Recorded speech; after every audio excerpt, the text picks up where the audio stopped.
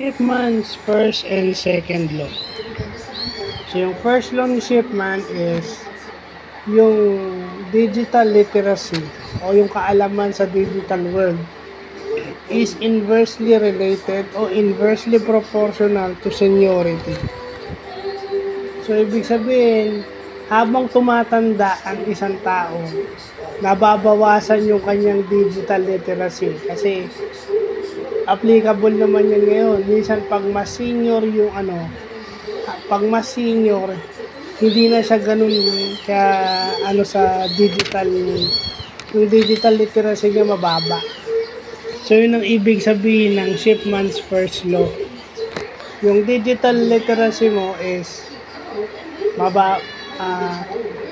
inversely related. So kung mas modern, mas matatandang employees is hindi nakakaintindi. So sa organization, pag mas matanda ka na o mas matagal ka sa organization, yung organization mo, yung digital literacy mo is hindi ka na nakaka-cope up yung sa dati. Diba? Kung mas datihan ka na, yung mga bago, nahihirapan ka na mag-cope up. Kumbaga nahihirapan ka na sa technology kapag ka mas matanda ka. Yun. And then, yung second law of Shipman is, yung length of time ng isang task is inversely proportional kung gaano siya kasimple. So, ibig sabihin, kapag mas complex siya, mas mahirap. Pag mas simple siya o mas madali siya, mas mabilis.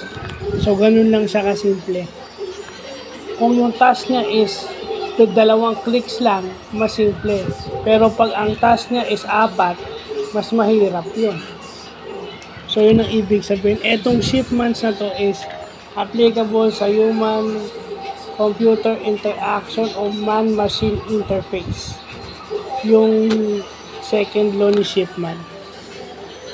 So, yun lang po.